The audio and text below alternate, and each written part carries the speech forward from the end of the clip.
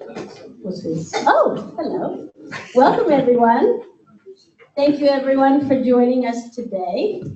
Not that call. I'm Catherine Wygant Fawcett, the Executive Director of the Institute for Family-Owned Business, and we'd like to welcome some of our remote viewers as well. We'll be recording this program and may post it on YouTube as a webinar at a later date. So the IFOB, many of you know us. We are a nonprofit that helps family businesses succeed. We have over 40 programs this year, and all members and future members are welcome. So out front, you have calendars, so please take a look at that. And we have postcards coming up. We have an event on October 25th, which is a family business showcase, and we will also have the SBA and George Gervais, the Commissioner from the Department of Economic and Community Development. So our memberships run on a calendar year. So I know we have lots of members here, but we have a few prospective members. And so that means everything is more than half off right now. So it's a really good time to join the Institute and get a feel for us. And once you join, all of your employees and everybody can come to our programs, and you're on our website. So I kind of like to think of it like Doritos, munch all you want, you know, as many people can come. So we do have our board, and some of our board members are here today. Frank is here, and Steve Penny is here. So our board has instituted a code of conduct, and they ask that I read it each time we have a program. So the Institute for Family-Owned Business, otherwise known as IFOB, is a nonprofit organization dedicated to the success of family-owned businesses in the state of Maine. Our purpose is to provide opportunities for family-owned businesses to gain knowledge and expertise concerning the challenges specific to family businesses. Shared expertise comes from IFOB resources, invited experts, sponsors, associate partners, and the family business members themselves. IFOB's relationships will develop that are valuable to all concerned. To foster an environment necessary for trust and sharing, proceedings of the IFOB should not be used for professional advantage. We expect confidentiality in all matters discussed and shared in our programs. Solicitation of business at events, programs is consistent with the overall mission of the IFOB. Thank you for respecting this code of conduct. So today, we are privileged to have Vince Pelote from the Vinci Consulting, who's been working with the Chalmers Insurance Group. Chalmers is a 160-year-old family owned business with the fourth generation, and Steve Cote is the president, who is coaching and working with the next generation with Dottie Chalmers and Jim Chalmers, who are here with us today. Raise hand. We have two next-gen affinity groups that are led by Janet Cole-Cross, and I saw Janet, there she is, who is also here today, and we have some of our participants here today. These groups are geared toward executive and senior level management positions in family-owned businesses. These groups meet 6 times a year, and they discuss the challenges and triumphs of working in a family business. They're self-directed with their own topics. Sometimes we get into the nitty-gritties of fun things in family business, and sometimes it's about, you know, customer service or other aspects of how to run a business. So we open the group up and for a December social, and that's where the next gen, we have 2 groups can get together and meet, and then prospective members can come and talk with them. And then we close it in January because it's a confidential group that meets 6 times a year. So stay tuned for December. I think we're going to be at Easy Day and have a fun social with a little bowling if you want to do that. And these programs would not be possible without the generous support of our sponsors, and I'd like to thank our sponsors today: Harvard Pilgrim Healthcare, the Vinci Consulting, the Chalmers Insurance Group, and fabulous Russell here from Hudson University, who is our tech person and does a wonderful job helping us. So we value feedback. So at the end of the program, we'll be handing out the handy dandy survey that a lot of you have done. We appreciate your thoughts. Our programming committee is in the midst of reviewing these surveys and working on programs for next year. So we do really look at these. So please make sure you give us your business cards, because I also have some great door prizes. And we have a private suite for the Red Claws game on November 12th from the Vinci Consulting. We have a fabulous thermos bottle here from Chalmers, and a hard to come by, highly coveted IFOB. So with that, I will turn it over to Vince. Thank you. Thanks, Catherine. I've mentioned to some of you, I'll stand up just for a second so I can look in the back, make sure I can see everyone, that partly here today I'm on a mission. I'm near the end of my career, so doing some cool things like this is kind of nice. And the mission here today is that I'm looking for the smartest person in the room. And there'll be some clues. It's not me, so I'm not even close. That I know. So it could be a tie. There probably will be a tie on who that's going to be. There's some clues along the way, what will lead up to the smartest person. And the smartest person or smartest people in the room will help determine how well today is going to go.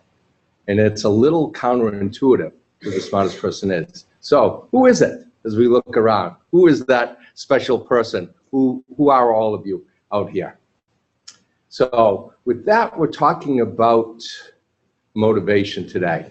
You know, it's something that's near and dear to my heart, something that I've been involved in since the early 70s.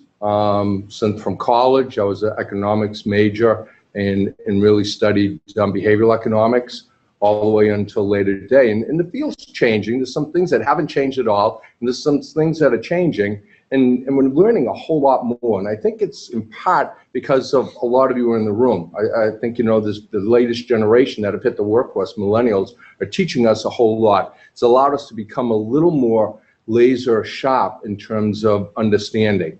And we also know something that all of you know that are out there, that millennials and stars also all want the same thing. Stars and organizations, people that are high performing, want the exact same thing. And that's what we're going to in part talk about. I'll be sharing a little bit of history, a little bit of background. I'll intersperse it with an exercise or two. And then we're going to hear what we all came from. For me, what becomes exciting is the hard work that Chalmers Insurance, the leadership and the people there, what they've done and what they've achieved, and also their journey, which is really incredible. And even though it's a few years old, it's still only just begun.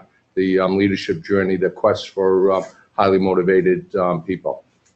So with that in mind, I'm going to see how our slide presentation works with our with Russell here. So this is a little different. So, look at that. It worked. So, you know, employee motivation and so what? We've been doing motivation surveys, surveying people in terms of what motivates them for a long time, since the early 80s. And it was back then, it was called, there was a big thing in terms of employee satisfaction. That was before engagement, the term became popular. And so we would go out and talk to people about our tool, the measurement tool. And I would be asked the question, what's the difference between employee satisfaction and your tool, which was, we called it at the time, the climate tool. And so I would call my mentor on the telephone, and he was a really smart person and was intimidating for me to talk to him. He was the former chair, and so it was intimidating. I would ask him, Lyle, what's the difference between the tools that are out there, employee satisfaction tools that are out there, and our climate tool? And he would say to me, so what? And I was like, oh, okay, thanks. And I'd hang the phone up. That was it. That was my time. And I would go back and hopefully people wouldn't remember that they had asked me that question. And sure enough, a couple of them did, and we'd go on. But then I'd be asked the question again, like 6 months later. I'd call Lyle up, wow, what's the difference? And he'd say, so what? And I was like, okay. And after 3 or 4 times of him saying that, that's all he would say is, so what? I finally got it. The difference is that employee satisfaction, just because you're satisfied, and high engagement motivation, there's not necessarily no correlation between that and organizational performance, and that and also profitability in an organization. There's a big difference between just being satisfied and measuring it and being highly motivated, an enormous difference. And the subtleties, and that's what we're going to talk about today. We're going to talk about them fairly quickly, the evolution and from satisfaction to motivation, and what does it mean. And I think all of you hopefully will identify with what we're talking about. And this will be the first test. So the way to frame this, because everyone in this room is a leader, the role of the leader in leadership is that it's a practice of motivating. So right away we just get it, motivation, for others achieving meaningful outcomes. So for us, there's harmony with leadership that goes from motivating, meaningful outcomes, motivating, meaningful outcomes, back and forth. There are thousands of definitions of leadership that are out there. We have settled upon this one for us and working with our clients because it really gets at the core of leadership, of what you're doing in that harmony. And Marshall Gantz came at it from from a campaign perspective. So leadership then becomes a series of campaigns that continuously motivates people. Rather than asking them to do more, faster, you look at it as a series of campaigns that work, and each little mini campaign, each daily campaign, weekly campaign, or bigger campaign allows you to stay engaged at a really high level. So motivating others, meaningful outcomes, nothing else. Don't mix anything else in with it. Don't lose sight of it. Don't get confused. It is all about motivating others. If you're motivating at a high level, you've done a great job as leadership. If you're not, then you have some work to do in that area. So there's this causal flow, and Lynn said, why are you putting this diagram up front? You know, they're going to go to sleep before you know it. And I used to love showing this. I've been showing this for 25, 30 years, and the first few times I showed it, half or three-quarters of the audience, their eyes were glassed over, and I was like, well, that's okay. The couple people over there, Jim and a couple other folks, they get it. Those will be my friends going on. The heck with people. If they don't get this graph, I don't really care. It means a whole lot to me, and I get to talk about it. So it's up front still, but it has a different meaning for me. The different meaning, and if we walk through it, the different meaning starts here.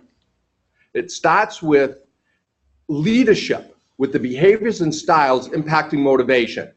We have some supporting structures. This is a causal flow. We used to have path coefficients and data to support this. Path coefficients and data are out. I think intuitively this makes sense. The better the behaviors, the better the style. And we way underestimated the style, how we come across to others, the things that we can do that excite them or the things that we can do that don't excite them. And are we someone that's passionate about what we do? And I have a litmus test that goes with this. The litmus test is Catherine. So if we look at Catherine, and most of you know Catherine or come in contact with her, would you say that she is just satisfied with her work, happy with her work, or excited about her work? And we'll go with how many would say it's just satisfied? No one. How many would say happy?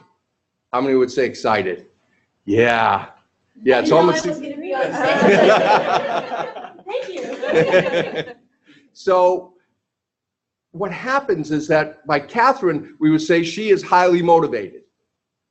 She fits the criteria, someone that's highly motivated. And what happens is that by her being highly motivated, the things that come as a result here, in terms of the service that she provides, how she responds to calls, what she does, and the way she goes about it, puts a really high quality, adds a lot of value to IFOB, which turns then highly satisfied customers, all of us.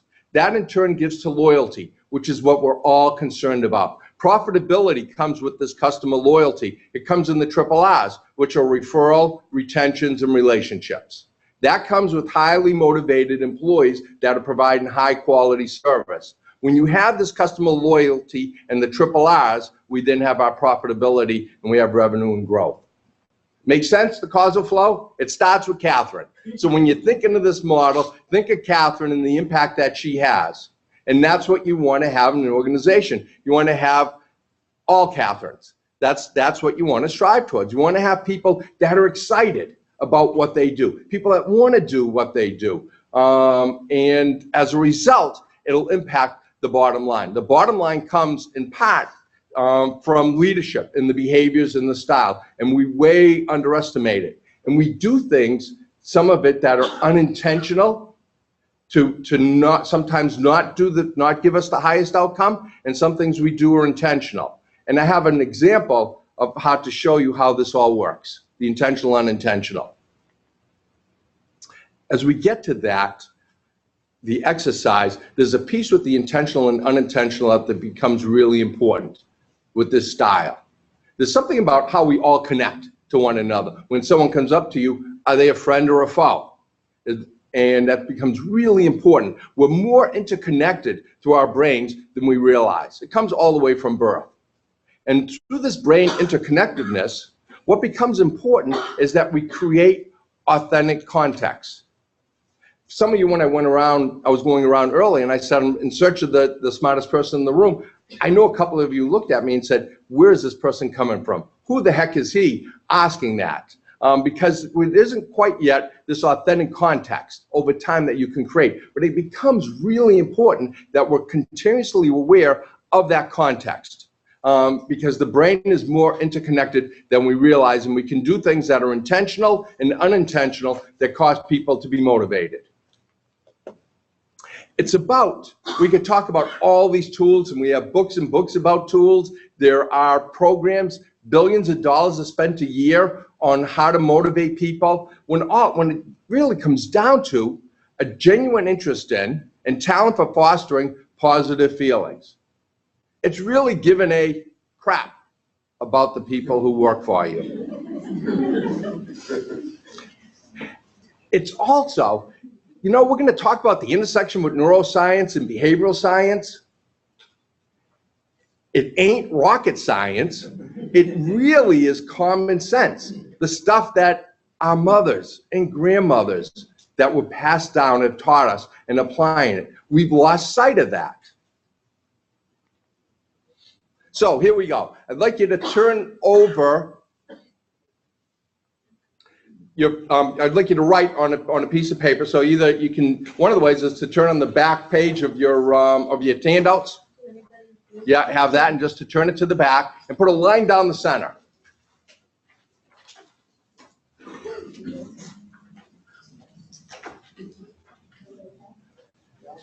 And we have a Da Vinci painting on your left. We have a Joseph Kosh photograph on the right. And what I'd like you to do is to tell me, what have you observed and what emotions is each one eliciting? What is it doing for you? What are you feeling as a result of looking at the Da Vinci painting, the Kosh photograph? So if you could spend a couple minutes writing down. And there's no right or wrong answer. And as a hint, whatever your response is isn't going to get you any further to being the smartest person in the room.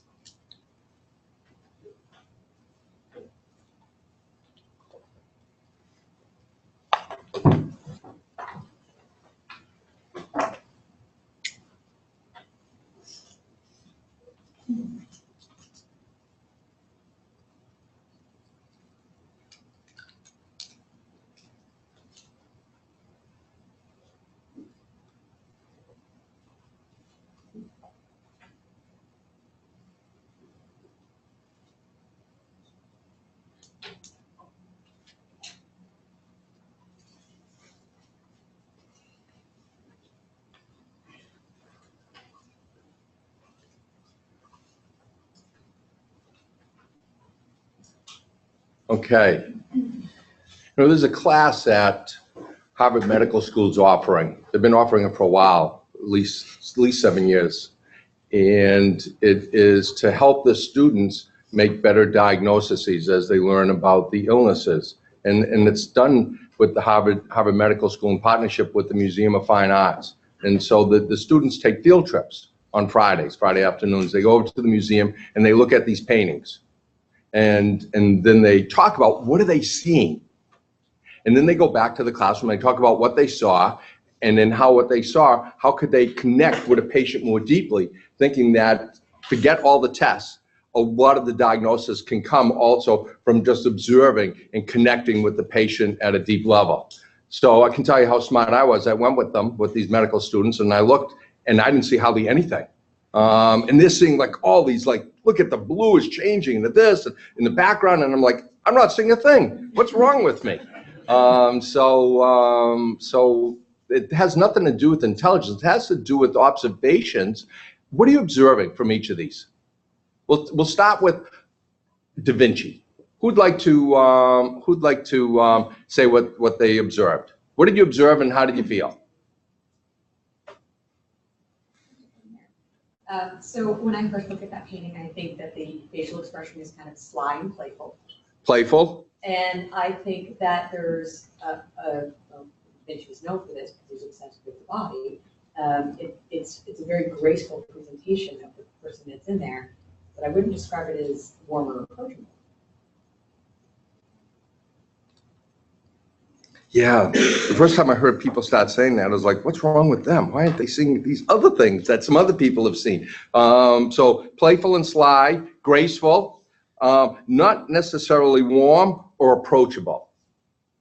Anyone else see anything similar to that you want to build on that theme that, what's your name? Allison. That Allison shared. Who wants to build on that theme? And your name is? Paula. Paula, what did you see that's similar or feel? I see a little intrigue. I'm not sure I'm trusting. I don't know where I'm supposed to go. But I'm a little curious but cautious.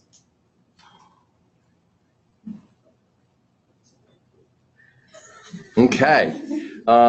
Did anyone have any stronger feelings than these two along those lines? Did it make anyone angry?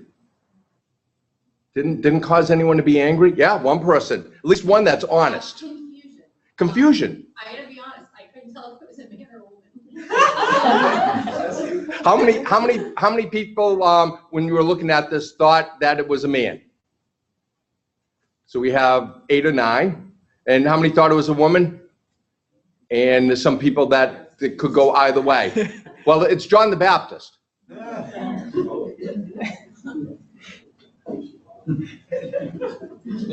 Okay, those weren't the only emotions though, were they? How about some positive ones that people saw? Freedom. So we saw freedom. Freedom, individualism. Yeah, I saw health. It's a beautiful, healthy person. So beautiful.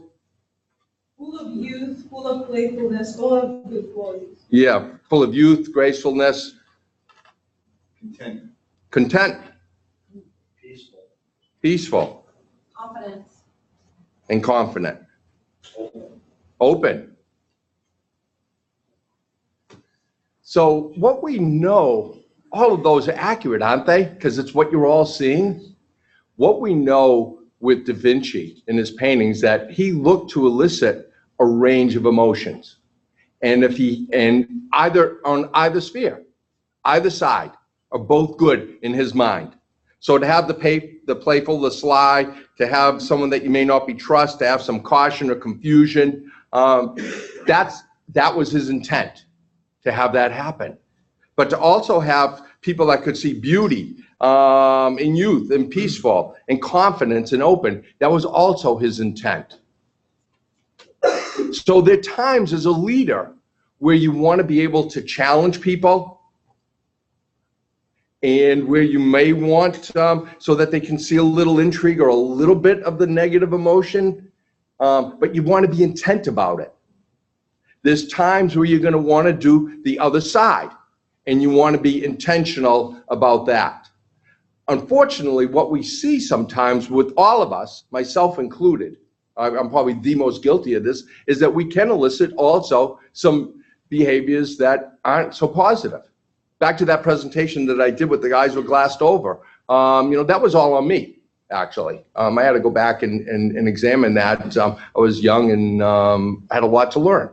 But what was it that I did with that diagram that could cause people to be, I would call this the left-hand column. The left-hand column here is the not trusting, or the cautious, or the confused, versus the one that wants to draw you in. So a lot of this comes from within.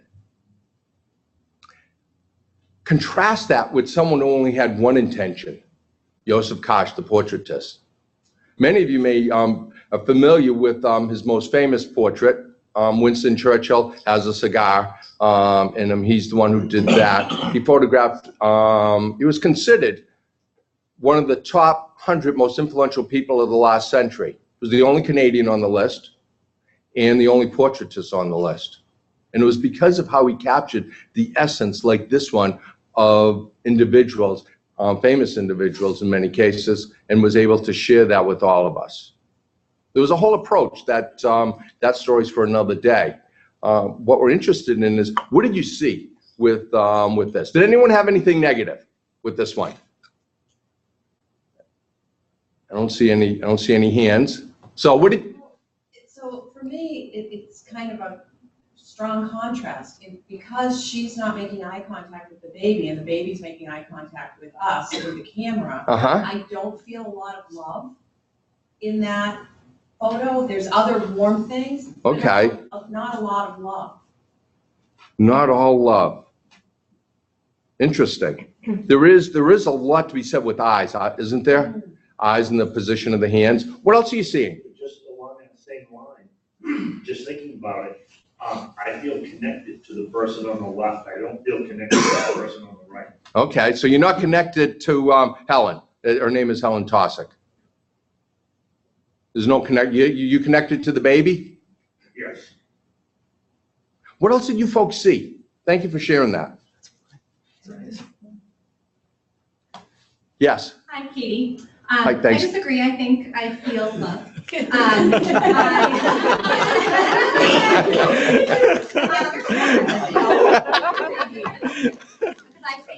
don't think there needs to be eye contact. I think the holding is caring and motherly. She's a caretaker. She's listening. She doesn't need to be looking. I see safety, or I feel safety. I feel health and gentle. So, love. Good. So we have both. Who agrees with Katie? A lot of people agree. What did you all see? So you're seeing both actually. What else are you seeing then? Some other words that could describe what's going on with the photograph. See, dedication. She's obviously elderly, and she's very caring and dedicated. Yeah. So caring, dedication. Caring came up twice. There's an elderly, and there's that contrast between old and young. Janet? Nurturing, Yes. sweetness. It's a generational dichotomy, so there's a baby that's at the beginning of life and then the nurse is at the end of life. Mm-hmm.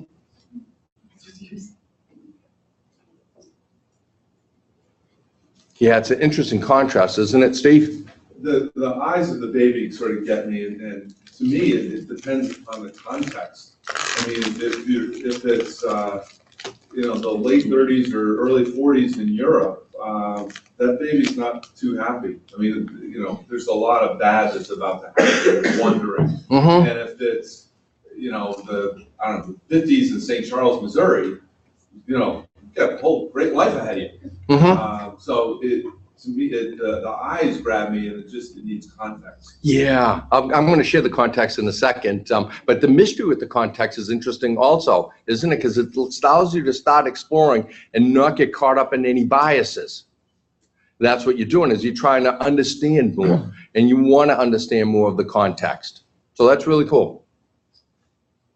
And looking at the baby, the way I perceive the baby tends to influence the way I view the lady. In that, the baby seems to be feeling safe. Mm-hmm. She's holding the baby close. So it makes me think of this woman as being very focused, gentle, engaged. Yeah. So let's take that. So I haven't thought about that. We went with the last two in a while. So I've shown this a lot over the years, is that if you look at a leader, and we take Helen Tosick as the leader, and have her create this safety and connection with the baby. And as we start looking at that baby, we're drawn in and we want to learn more. If we build on the last two, which is in part what in leadership is. How many people think Helen Taussig's a nurse? So we have 1, 2, about 7 or 8 or 9. So Helen Taussig's actually a physician, was rejected at Harvard Medical School because she was a female, and went on to Johns Hopkins. And the illness is the blue blood disease, and was one of the 2 people that was credited with discovering the cure. So a day or 2 before this baby was, on a path to dying. And because of the cure now, the baby is living. The urban legend, the way the story goes, because all these photographs are documented, is that Helen was on a ward, actually, at Johns Hopkins. She's on the ward at Johns Hopkins, and all babies in there. And as she approaches the ward with Joseph Koch ready to take the photograph at the end, all the babies are crying. And Joseph's thinking to himself, well, how's this going to go? Taking this photo of Helen in a room full of crying babies. As she walked down the aisle, she touched each of the babies. As she touched each of the babies, they all stopped crying. She came down and grabbed this. The whole photograph, the mother's off in the background, looking at the 2 of them with just incredible eyes, and snapped the photograph. Joseph Koch's goal was to capture the essence of the individual, and then to share that with all of us. And the essence here, if you would ask people what Helen, what was she like, they would say that there was a very nurturing, caring, kind, gentle person. And that was what he looked to portray. So as we think back to our role as leaders, how do we want to approach people? What do we want to be known for? And how do our behaviors live up to that? How do they match up? And when we're able to do that, and we become intentional about doing that, we become better leaders, and then we end up with Catherine. So, really cool. I did not know this was happening. So it has to, what we're talking about, high motivation, has to do about intentionality. It has to do with a lot how we connect with people and losing sight of things that we were taught. There's also a science. And in the middle of all of this, there's a revolution going on. And you're all part of the revolution. And I can tell you from today, what you're going to hear is, and they have a lot of sweat to go with it, is that Chalmers leadership, in my mind, is at the forefront of this revolution. There's a change in leadership that's going on. Started about 7 years or so ago. It's the intersection of what's happening with neuroscience and behavioral science. And there's a switch from a leader to a coach. We start looking at, if you're going to get at motivating people, it's not going to happen the traditional ways that we were taught. They just won't work. They won't work with millennials. They won't work with stars in the organization. People, the workforce of the future, the people that you want to retain. It won't work the traditional ways. I mean, the motivation, the data, when we look at it, it's low. It's been low for a long time. How long has it been? How long do you think low that we've been an unmotivated workforce? I had someone that was sat in the other day, and I won't say her full name, I'll just call her E. She said, a lifetime. And I said, you're absolutely right. And she's like 31 years old. It's her whole lifetime. That's all she knows. That's all a lot of you know. It's a workforce that's not highly motivated. That's your parents' generation. And from a workforce that's not necessarily highly motivated, where people are excited to come to work.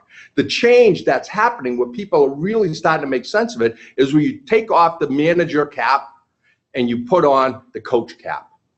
And you coach people and you partner with them. And that's the revolution. So the revolution is also, the leader is the expert. You don't have to know it all.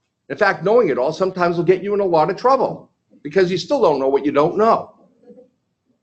So the leader is the expert. The shift is to the leader as a curious person. Expert sounds like official, doesn't it? It sounds really cool. You come home and say, I'm a curious person. But that's really what it is. That's all you have to be. To really connect with people is this level of curiosity. Koch did, I don't know, I think it was 15,000 sittings. Joseph Koch. Each one was an opportunity to learn something new. And it comes with this mindset that the Chalmers organization has embraced, that people that are part of the revolution are embracing.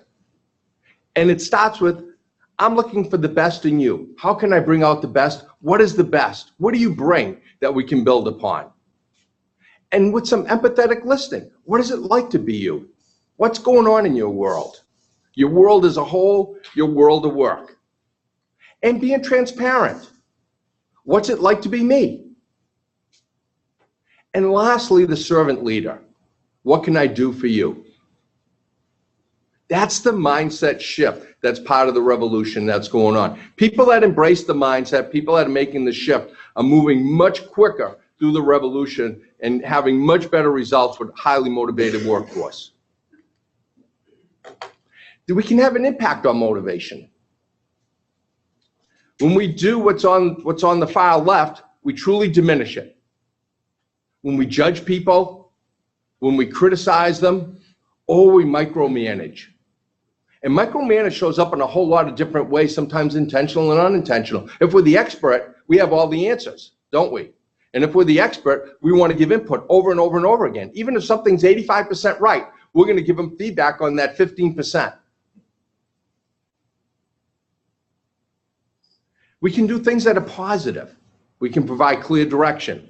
We can teach. We can advise. We can mentor.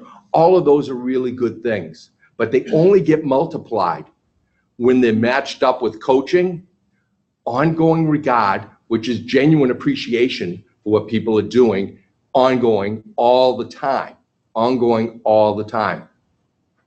And we provide people with continuous feedback that we call course corrective. Like with Chalmers, they have the ship and their values, course corrective, a little bit back on track, or also reinforcing. You want them to now do more. That's continuous feedback. Course corrective, a little bit of shift, and then ongoing regard, get them back on track, reinforcing. Notice no negative, no positive.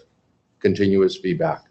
Continuous feedback, recognizing people, genuinely recognizing them, and coaching them so you have those mindsets. That's where you have the multiplier effect. The more time you spend there, the better, higher motivated workforce you'll have. Again, what I'm saying is not rocket science, right? It's all common sense. There's two kinds of coaching that we can do, and you're going to hear about this in a few minutes.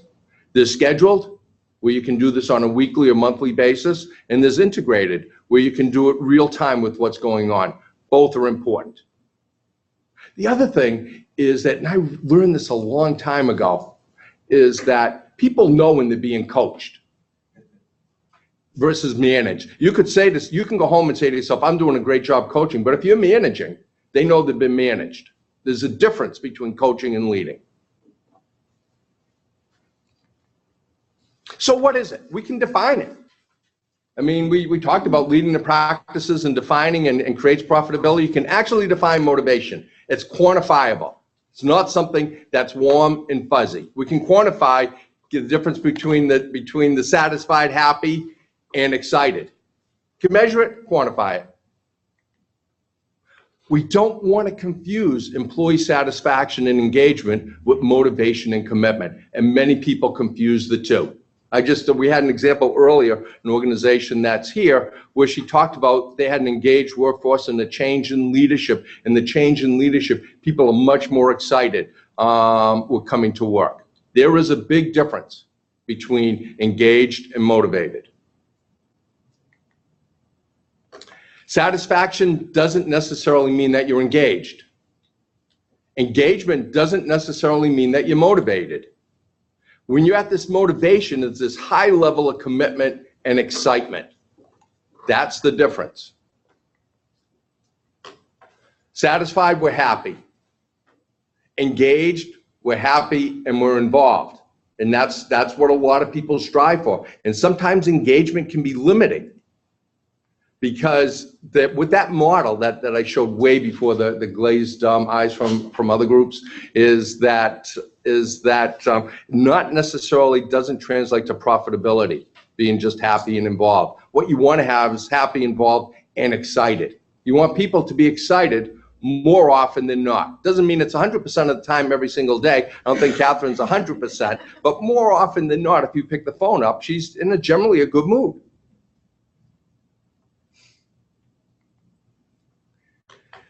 Lots of data. This here, for a long time, it was the most cited referenced work from Hunter and Schmidt, and their work's still actually being referenced. And it shows that when you have people that are excited, highly motivated, that you have 3 times greater employee retention. And who are we likely retaining? The stars, yes. We have 43% higher business unit performance. So we can look at within, if you have a really large organization, the different departments, different divisions will outperform the others where we have highly motivated employees. And you have 1 to 4 times higher profitability. This demonstrated, and we have lots of numbers, and there's a lot more data that shows when you're 1 standard deviation beyond the mean, when people are highly excited. It's worth the time, it's worth the investment. And the investment here is all about caring and then providing some structures to make it happen. I think you all know why we feel a lot of pressure with this. Why do people leave their work? And there's lots of data that says people leave because they're unhappy with the boss. And it's true. There's lots of data. People are going to leave, they're unhappy with the boss. But a happy boss does not mean that they're necessarily excited about their work. You need to have more than that. Here's what it is. This work came from Jan Klein. Jan Klein was out at General Electric, was in their management engineering, had to do all these time motion studies way back when, and started learning about was more intrigued with the people that were excited by the work versus the time motion studies that GE was asking her to do. And she left, and she went and got her PhD and then taught at MIT. And what she found with this commitment to work is that, what was it? And now what does stars and millennials, what do you all want? Because that's all that's here, right? Stars and millennials, that's all that's in the room today. A lot of curious people. Is that you're looking for meaningful work. Remember the definition? She didn't know, or at least I'm not aware, that she knew Marshall Gantz at the time. This was her independent research. What she found is people want meaningful work, and they want this commitment to each other.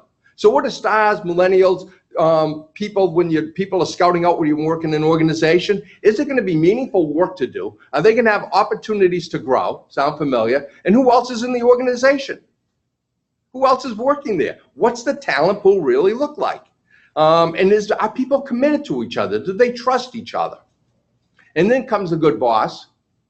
And lastly is a great organization. It has to do with creating this meaningful work. When we have that, we have highly motivated people, especially when you couple that with this commitment to each other. How do we measure it? And you're going to help us. There's 6 dimensions that can quantify whether you're hitting the mark or not to get the feedback. And here are the dimensions that impact employee motivation. These dimensions have been around for a long time. Lots of people have been studying this. We've been studying this since before my time. But maybe not a whole lot before, but before my work time anyways. I mean, it started 30s, but really 50s, and then a lot in the 70s up until later day where we're learning a whole lot more. What is it that impacts motivation? The first is accountability. So as leaders, do we hold ourselves accountable? Do we hold others accountable? And is the accountability fair? Not equal, but is it fair? And is it transparent? Second is agility. The biggest thing that comes up here is that as a leader, do I create a culture where people want to improve? Because that's part of our DNA, is we always want to make things better. So do I create that atmosphere? And secondly, do I listen to ideas so that they're at least heard? Maybe not tried out, but at least heard. The third thing is clarity. So am I clear on the daily work that I need to do? Am I clear where this work fits in the big picture?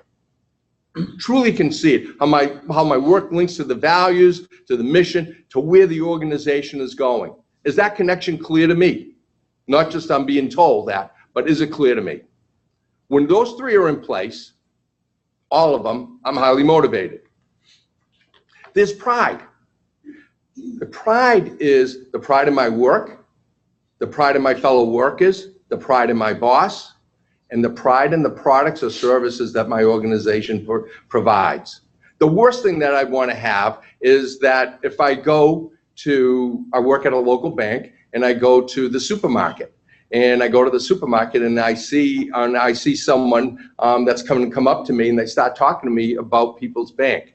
And do they say what we know about People's Bank is that it's a great bank and I just had an incredible interaction with the teller. Then I'm going to feel really good about that. If they were to tell me something different, which they wouldn't, but if they were to tell me something different, I might not feel so good about going to work on Monday. I might not feel so good about the rest of my weekend. So what is it that the organization, the pride at all those levels that I feel? Recognition. Does it match my effort? If I'm putting in a really big effort, am I being recognized for it? Am I given some feedback because I'm off a bit that keeps me on track, that allows me to do that? And lastly, who am I surrounded by? Am I surrounded by people that I can trust, people that I can count on, people that are competent? What we know with these is that these have to be at a really high level. Organizations that do this well, do these all really well, and a couple of these dimensions maybe stand out more than others. But if you have a couple of these that are lagging, that means there's variability. And when you have the variability, you really drop in terms of motivation. There are lots of surveys that you can use. Best Places to Work has a component on motivation. There is also the Gallup poll people have a great short survey. It's called the Q12. It's 12 questions. There's lots of ways to measure this. You can do your own measures, but you need to be checking in because you can quantify this. We're coming near the end. And there's a quiz, but the quiz doesn't also allow us to get at who's the smartest person in the room. So this isn't going to help you if you have the right answer here. This is to deepen the understanding as we leave this and we move on to the practical applications for the little over the last hour, is that here it is. What I'd like you to do is to think about this and then shout out what you think the answer is. And here it is the dimension. So which dimension is this? And who on the right side, the ability to impact, who can have the biggest impact on that dimension? With that, in terms of employees sharing ideas that help all of us improve, which dimension do you think it is? Has nothing to do with being the smartest person in this room. You take a shot. Which dimension? Is it accountability, teamwork, recognition? What do you all think? Think it's teamwork. And the answer is, it's teamwork. How good is that? What's the word with someone that said teamwork? What word, one word that led you to that? Or a couple words? Huh? It's on the slide. Oh, you have the answer. Sorry, I gave away the show. You did. All right. But I would say the word help. You would the word help. Yeah, it's actually all of us. So people can, just because people suggest ideas doesn't necessarily mean that it's not for the greater good.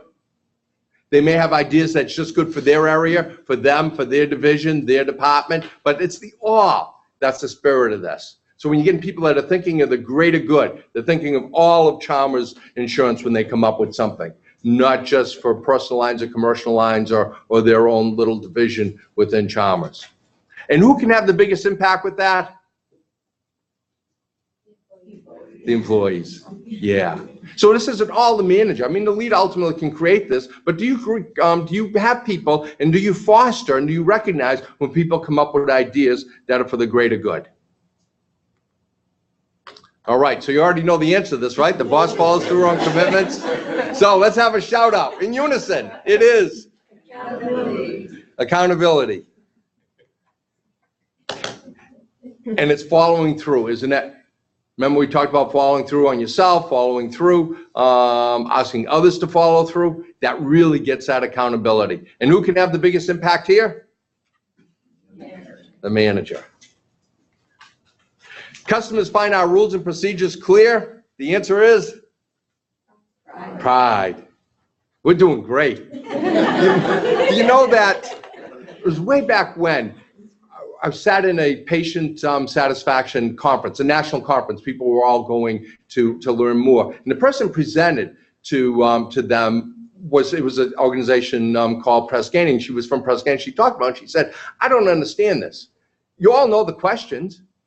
It's like an open book test. I don't know how a lot of you could be failing in the results when you know what the answers are. Why wouldn't you be doing things that you know that they motivate patients? So here it's the same thing. This is open book. But I'm encouraging you, we have lots of data to start thinking about that are in here to start to look at, you have handouts in there on the details of the motivation, when it works, when it doesn't work, things like that. I encourage you to take a look at that. We usually don't share this, but you know what? Point in my career, I'm going to start sharing everything. So that's the open book that goes with this. And who can impact this? It's the leadership team. The leadership team's the one that's going to set these rules and procedures that are going to make them clear or not. That's where the approaching takes place, and ultimately it can be deployed. Emphasis on continually improving performance. Yes. All right. Boy, this is an incredibly smart group. And this falls with the manager. The front lines continually reinforces, provides continuous feedback, and recognizes when that happens. How about I receive feedback on my performance regularly? Recognition. Boy, some of you aren't so quick here anymore. And this is the coach. So I'll tell you something. When we first did this, and you're going to hear about that today, and there's even a short video you're going to see.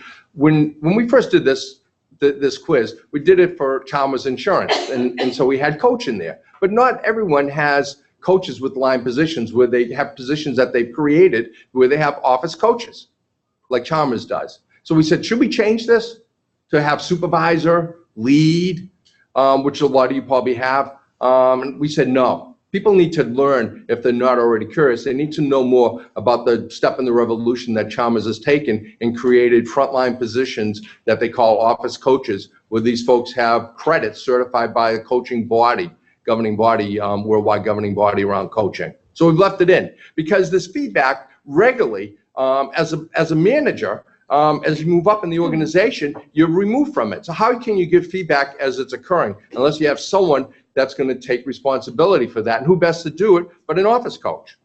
So we left it in. My boss provides timely, consistent communication to employees. This is clarity. And here the big word is timely and consistent, over and over and over again. And you'll hear a great story also how Steve has taken that on for a couple of years to provide that one little piece of it. And that's the manager at any level can do that. The motivation hasn't changed, and we all know that from E, that for a lot of you it's a lifetime, and that becomes depressing when you think about it. At least for me it does. I mean, it's not moving. And we had up here, but Russell, I don't think we have to go to it. I think we could wrap up. I had the slide that we had, and I encourage you to go, is that go to Gallup poll when, you know, on your leisure. They post the data is once a month, the barometer and how it moves. And I'll tell you why it's so important to look at it from a personal perspective. So one of my clients who was nearing retirement and was looking to really motivate his employees because he was part of a succession plan, and his biggest fear is he would leave and his employees wouldn't be fully developed. So I worked with him for a couple of years, and we talked a lot about motivation in the beginning. And I talked to him a little bit about Gallup, and he was, and they get their data from surveys. So if you were to participate in this survey, their Q12, then they would have that data. They also call people on the phone. I don't know if anyone here has ever been called by a Gallup poll to talk about engagement in your life. Well, his name's Mike. I have permission to share it. Mike was called, And I only remember 3 things, but they stand out from the phone call. He couldn't wait to share these 3 things with me. They asked him how his weight was going in the last month, going up or down. They asked him how many drinks he had in the last week. And then they asked him, has your boss recognized your work in the last week? They know that there's a correlation. Also, not only is someone going to be excited about their work, but also the impact that it has on our lifestyle as bosses. So it's an enormous responsibility that we have to care crap about people, to do the things that we need to do and to try out and experiment.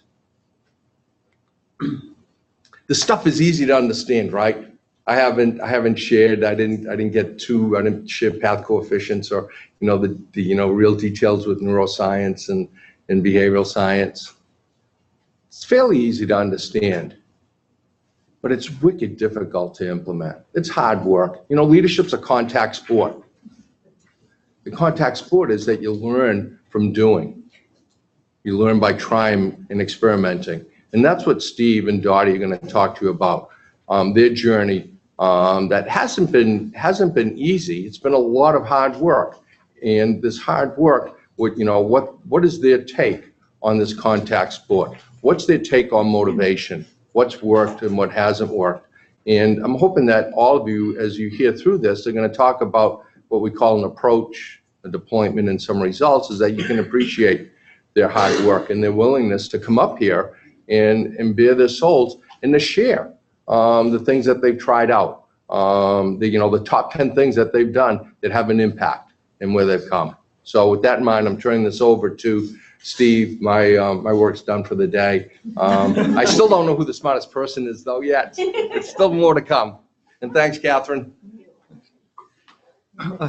Yeah, well, I actually hope Vince can just be my clicker for me, but I don't know. So I've had a chance to interact very briefly with a lot of you this morning. I'm very humbled and appreciative that you take so much time out of your work day to come and listen to us.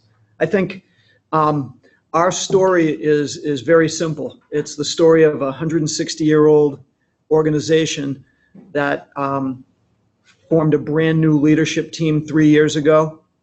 We're young, inexperienced, and we are really just working at our craft of coaching, leading, and mentoring every day. And it's over 9 locations. Some locations have 5 people, some locations have 20 people.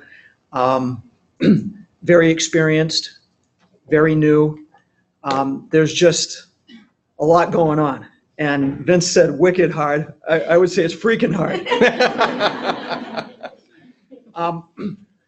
So I always kind of go with stories. So how did we get here? I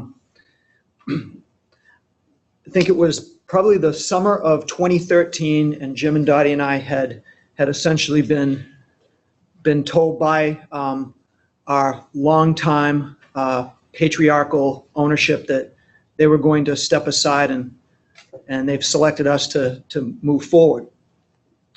And in the meantime, we're insurance people. Dottie's working in personal lines, I'm in commercial lines, Jim is commercial lines, and we're just selling and renewing business and just going about our day.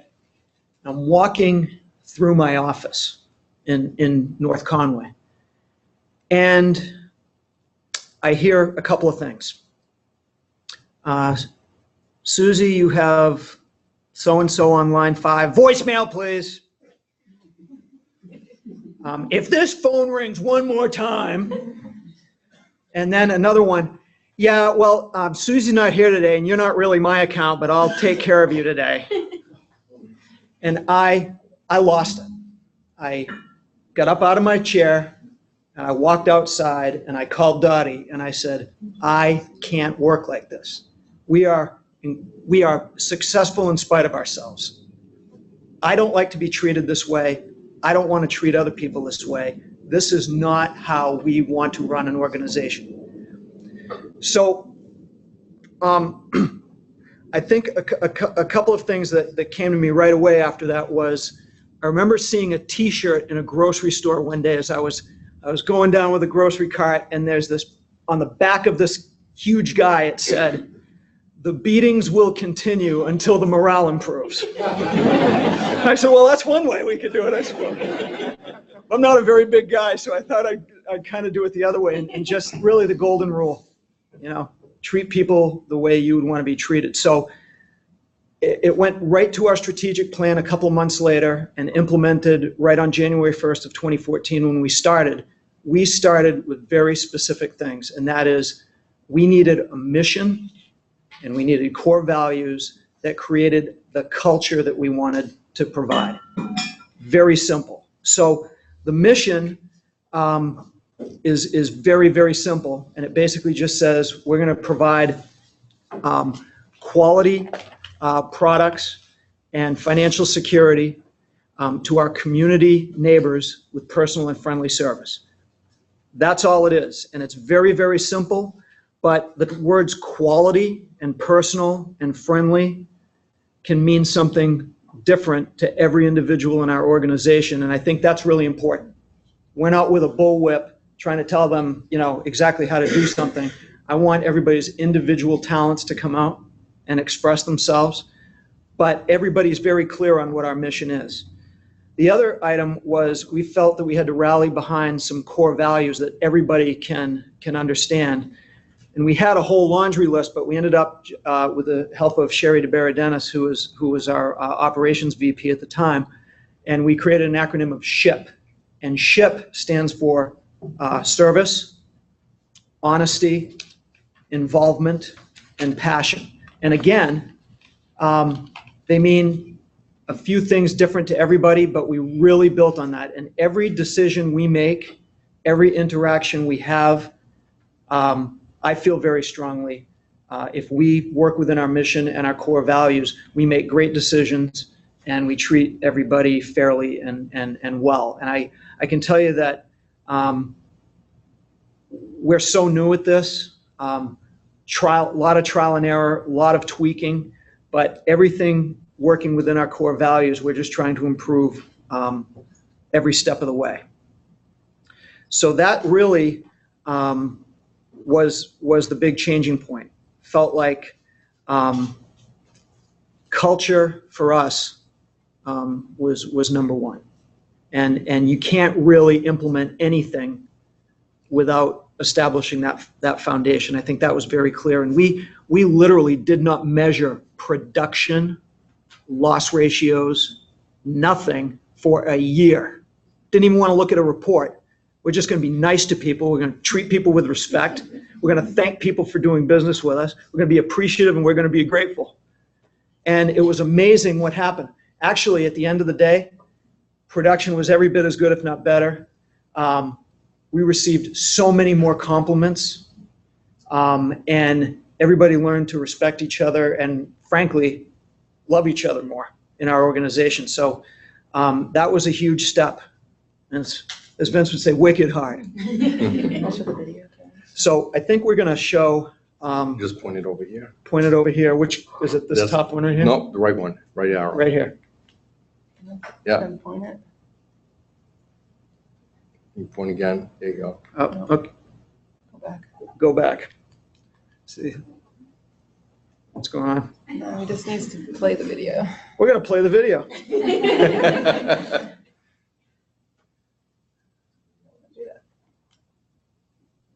Aha. I got it. You got it.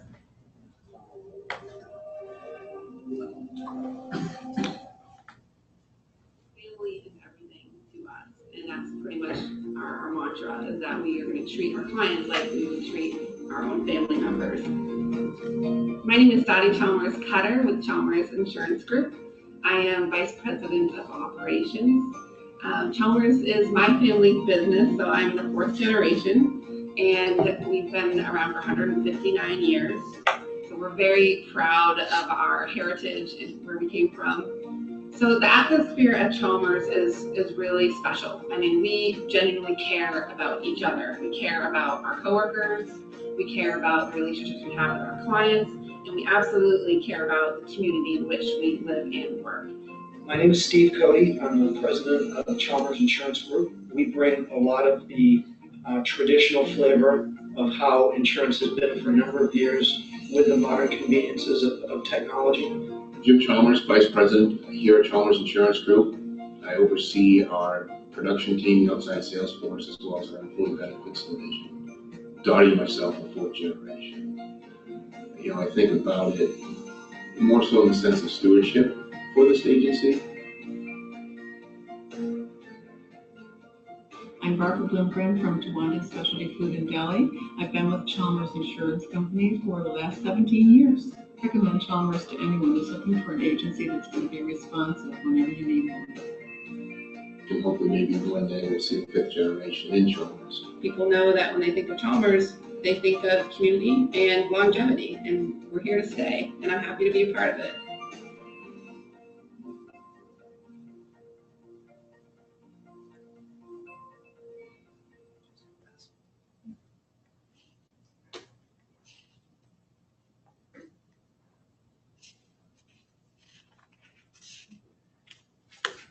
So I know Dottie's going to lead this off. I would just say that I think that all of these motivators that we're going to talk about are initiatives or campaigns that we've put forth over time. And some of the campaigns we might have had 10 campaigns going on at the same time and finally said, whoa, we got to slow down, start small, scale, have fun with it. If it's an epic failure, we move on, have some fun with it. But all of the motivators, I think you'll see tie into our mission and our core values. So that'll let Dottie lead the. So one of the first things that we did to kind of just try and again show appreciation and recognition to our own coworkers was to come up with a peer recognition program. So to play off of the whole nautical theme, we had the ship, which is our core values. We came up with the word bounty bucks, and we're going to do booty bucks, and thought, it might not be the right way to go about this. So we changed it to bounty bucks, and really, it's just a way for anyone in our company, our entire organization, can recognize anyone for going truly above and beyond and for showing one of our core values. So all they have to do is we created a quick survey, and you just pull it up and you put it, I'm going to recognize Tia for helping me on this PowerPoint presentation, which she did today, and she gets in the mail a bounty buck, and actually on each table you'll see some blue envelopes, and you're welcome to take a peek at it, because the blue envelopes is actually what Tia would get in the mail. She'd get a blue envelope. I caution you, there is confetti in there, because that's again another way we thought it was just a quick way to put a smile on a face and also make a huge amount of mess. And so Tia would get a bounty buck with confetti. We stick in dollar lotto tickets too, which is another way to easily please someone. And then she'll read the shout out on there, and it'll say, I'm nominating Tia for the presentation that she did to help us prepare for our IFOB presentation. And then the coworker who nominated her would choose which one of the core values that Tia displayed. And so it might be passion, because she's so she passionately helped prepare us. So Tia gets this. She gets also an entry into a monthly raffle for a $75 gift card, and it could be to Amazon or a restaurant. She gets that, and she gets also shout out on our employee intranet that we have as well. So that will go up. We always try and recognize who the Bounty Buck winners are for the month of September. And it's amazing the comments that will be generated as a result of that. So the Bounty Buck, here are a list of the winners, and our employees have the ability to comment on the intranet. And that's what this middle column is actually, is all the comments that were, way to go, awesome job, you rock the boat. So it was a really effective way for us to just start recognizing one another. And the point is, it doesn't have to be from the manager or the leader to the employee. It can be anybody. And we wanted to create that culture where your peer can recognize you, your managers can recognize you, anyone in the company can recognize you, because we knew that we had to start doing a whole heck of a lot more appreciation, showing appreciation for one another. So this isn't trademarked. You're welcome to do something similar. It's, again, not rocket science, but the blue envelopes are for you if you want to take it back to your organization. But just a really effective way so far that we've been able to move the dial with recognition. So the second item we called Raise the Bar, but essentially it's an intercompany intranet blog that our leadership team asked me to initiate a while ago. It was a way to create a single point of contact to provide, clarity, purpose, value, recognition. Through 9 locations, using email is a disaster. So the intranet system that we have really has allowed us to, in real time, express ourselves. News, blogs, share information, share schedules. It's really been outstanding. So interestingly enough, I count only because I use additions. So I put the name of the blog, like Raise the Bar, and then I have the addition. Realized on Monday that it was my 127th consecutive Monday morning blog. Frankly, I've never had writer's block. I do ask my wife every once in a while, who is our commercial lines manager, what do you think I should talk about today? But try to mix it up, but everything is going toward recognition, clarity of purpose, state of the union, try to mix it up a little bit. A few people had asked that I share one in particular just to give you a little flavor, but I think a lot of times I like to give data. This is where we are in the first 6 months and this is what we need to do. But I also like to provide, again, another story in an effort to try to get everybody to think about how they can create better relationships with their clients and have more fun.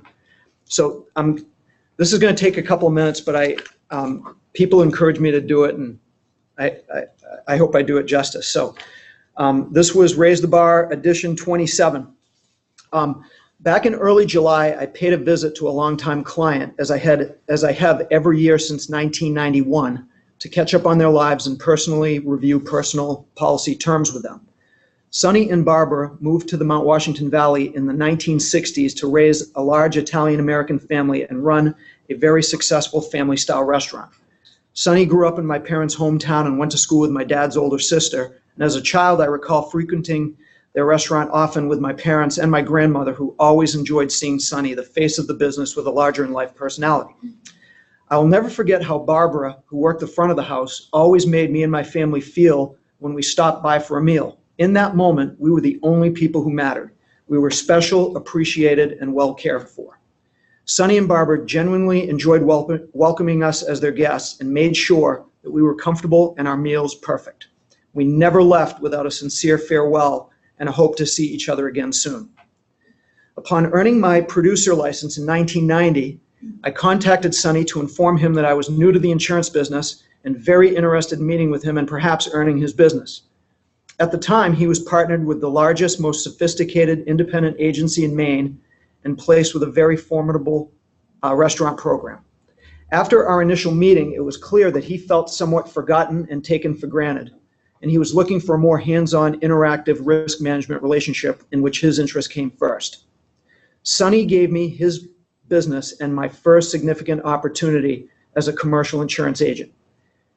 He was an important client, but from the beginning, he also became a caring and trusted mentor. I felt more like his 23-year-old grandson than his agent at first, with these types of questions. How are your parents? How's your brother doing? Where is he? How much money do you make? Are they treating you well? Are you happy? Do you have a girlfriend? Be patient, you'll find the right girl. When are you going to stop renting and buy a home? Building equity is important.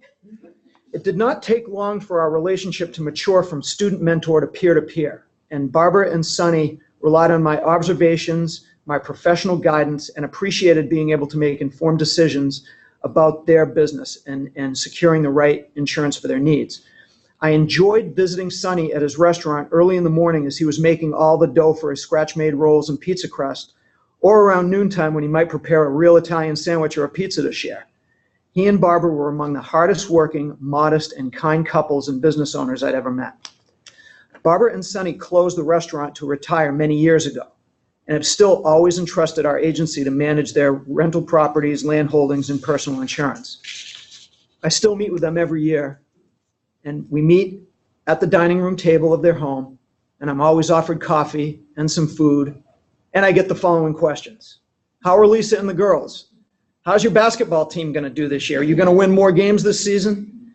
I'm thinking about leasing my land for a motocross event. What do you think? I have a large collection of antique figurines. What's the best way to handle this? During our July visit, I was informed that Sonny and Barbara would soon be moving to Georgia to be closer to one of their daughters and to live in an assisted environment. As I hugged each of them and made my way to the door, I couldn't help feel a deep, raw emotion as memories of our 26-year association began rushing through my mind. Business relationships come and go, but this relationship is vastly different and far more personal than most.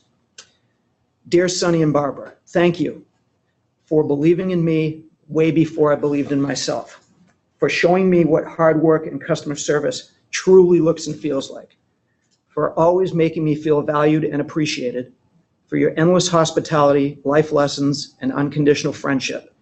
I wish you the very best and miss you more than you'll ever know. So I actually copied this and put it in a card and sent this to them as well as they're kind of packing and making their way out. But I hope that this was just a way for whether you're super experienced or you're very brand new to this business, with all the technology and all the other ridiculousness, this is a relationship business.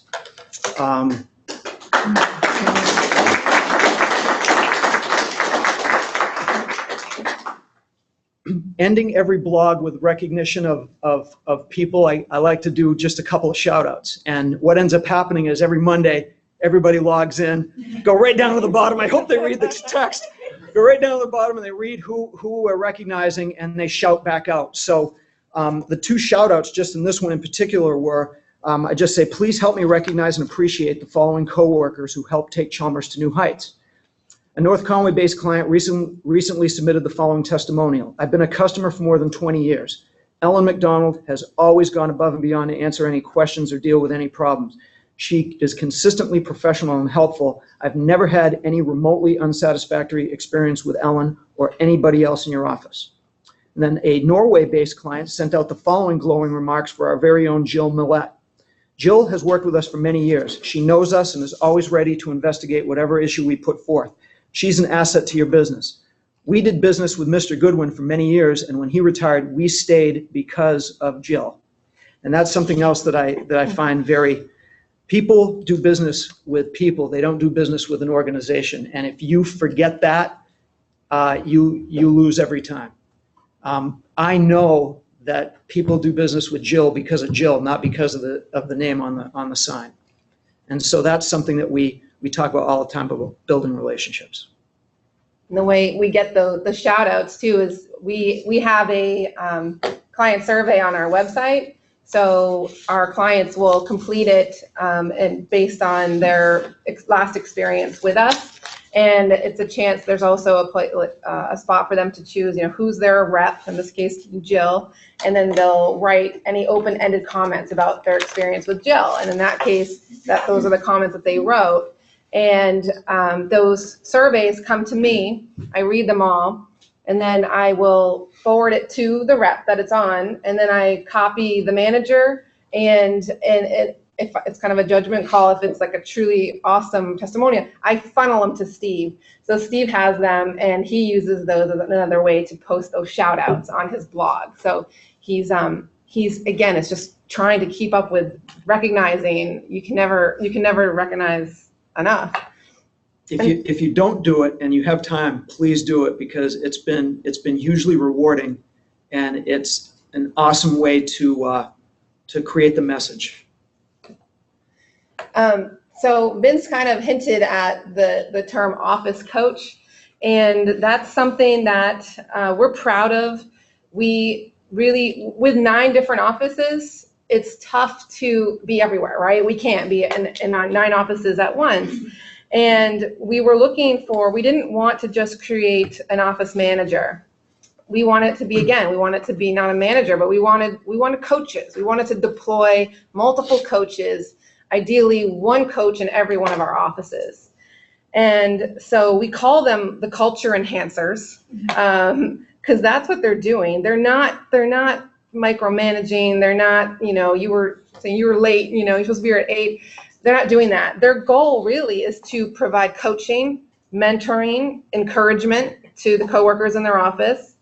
They're to make sure that the interactions among staff are professional, courteous, and they're supposed to promote our cultural initiatives that support our mission and our core values. And that's been a really big piece, because it's so much more effective now if they know what all of our campaigns are that we have going. And Steve will talk about some of our campaigns that we have. Those are in our top 10.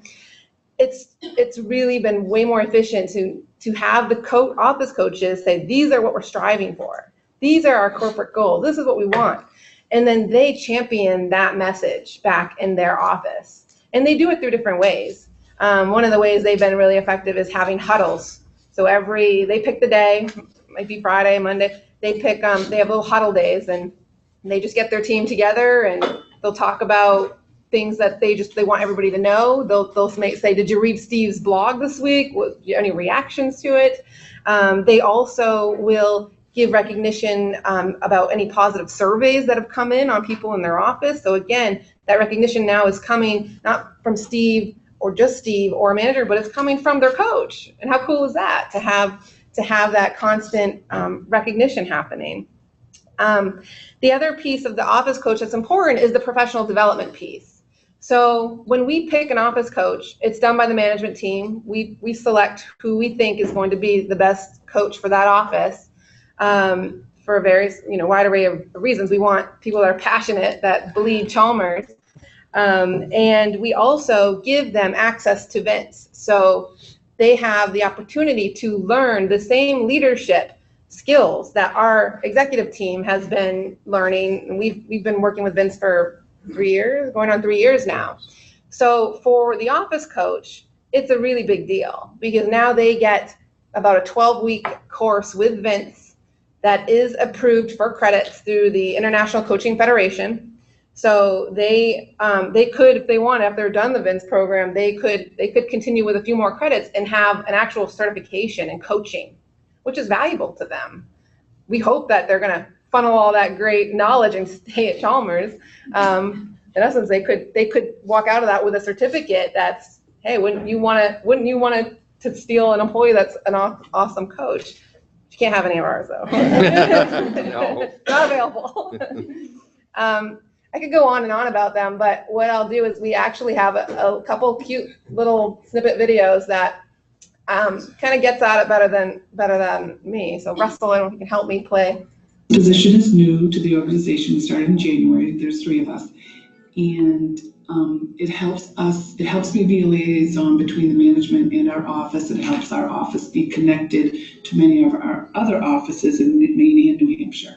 It helps me, allows me to help people, which is my true love. I feel like the office coach position has really brought our office together in means of communication. We have these weekly huddles where we're able to get a lot of stuff out in the open. We've been able to come up with a lot of solutions, be innovative, and with one manager overseeing so many employees, having an office coach right in your own office, they're able to have this ability to voice opinions and make change and really be that liaison for us. Shauna has actually personally helped me balance my workload and help me figure out what I need to do next on those days that I just have so much work, I'm not sure where to start. We have one other video too. Might have to go back, Russ, to get that one. So I love having Caitlin as an office coach, having the office coach in general, just it provides a lot of cohesiveness in the office. We know what one another's doing. It's great to go to Caitlin with any problems. She's always there to support us and pump us up, give us a lot of enthusiasm in the office when we kind of have our down days. So it's great. And for me, I have really appreciated the opportunity that I've been given just to grow in my role and to also just learn leadership skills. I love being able to come into work every day and have the opportunity to support my coworkers and provide them with mentoring and encouragement. And I just want them to be as excited to come into the office every day as I am. It's just been really awesome, and I can tell the difference since taking on this role. Our office as a whole has just grown that much closer.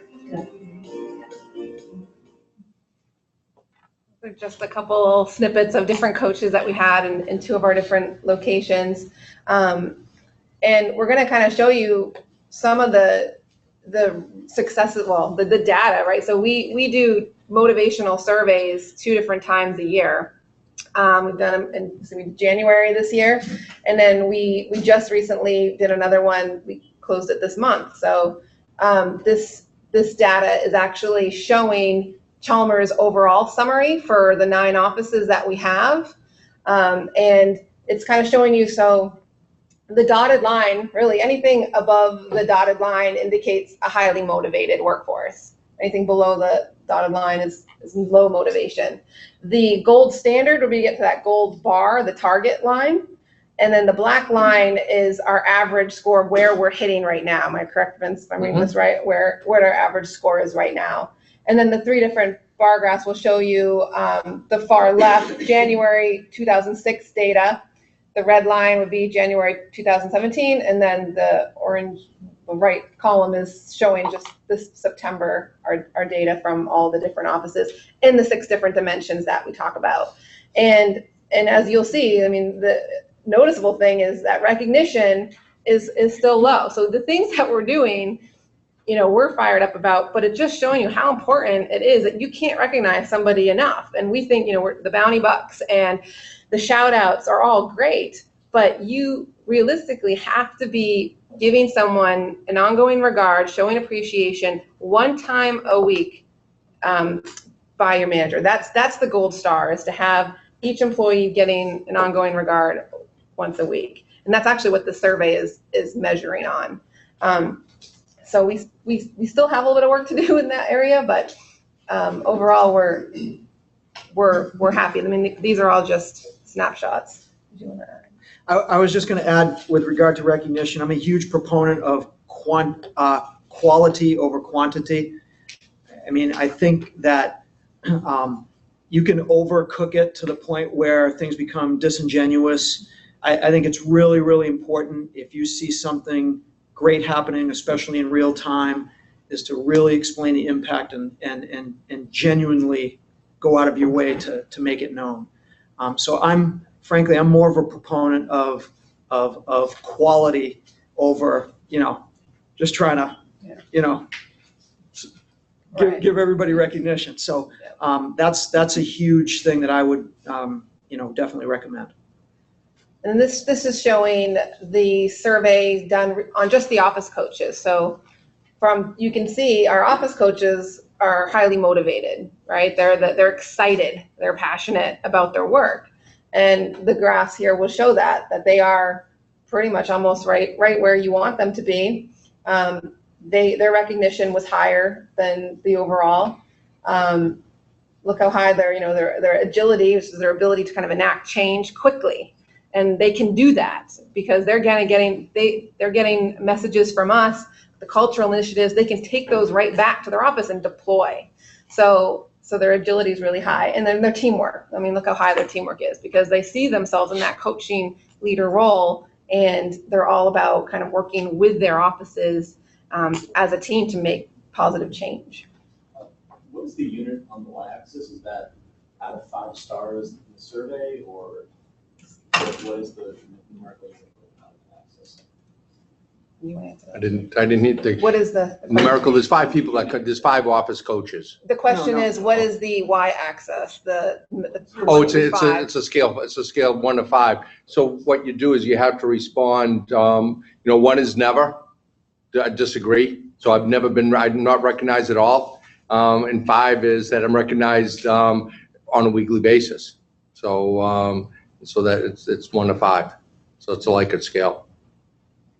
And so you really want to get up into the 90s. You want people responding 4 or 5s. Someone responds a 3, they're not really excited. Even at a 4, I mean, they're engaged, not excited. 4.5 and above. Right, which is where the gold line would be, the 4.5. And this is just showing the results of one office in particular, our Ossipee, New Hampshire office. And it's showing, it's just their teamwork is off the charts. They are just a very engaged, excited office. And what's also apparent is that if you're looking at January 2016, so the column to the left, that's when we literally had just started to coach.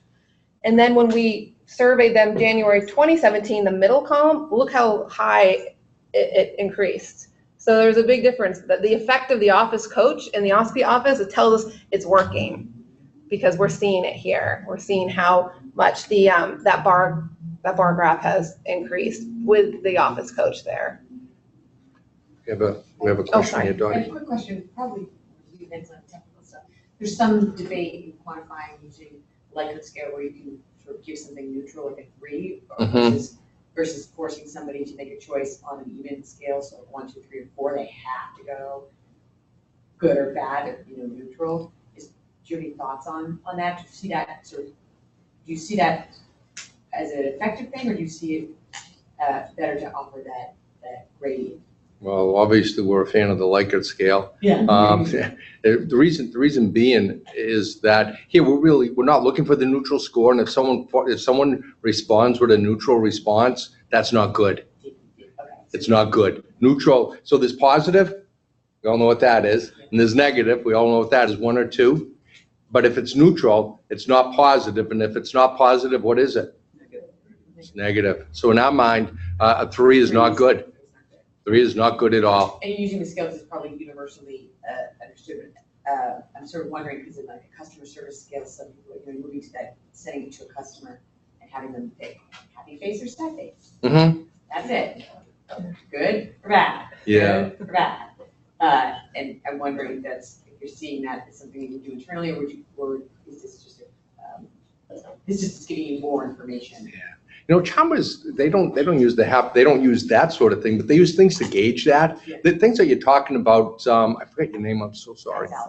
Okay, what she's getting at is can you get more real-time data from people? That's the important thing, is that, are you asking, how are we doing? And so you don't want to do just this survey every 6 months or every year. You want to do other things to continuously collect data and check in with them. And so things like smiley faces, things like how are you doing all the time? How are things? How was your weekend? All those things all count. And then you can gauge that. You'll hear that Dottie's or Steve's going to talk another way where they also were finding ways to check in. What they didn't mention, and I'm going to be quiet, is that they're deploying this slowly. So they didn't jump in. So 3 office coaches, a couple more. They're moving people through the process slowly, methodically, so that they can develop them over time. Yeah. Steve and Dottie. Yes, John. Hey, John. To go back to the other side, if you look at it, you can see a huge increase when you first started from January 16 to January 17. And then you see in September, you're sort of falling, you're like halfway back down to where you were. Yeah. And do you perhaps attribute that to sort of a lack of focus on doing the things that you want to do?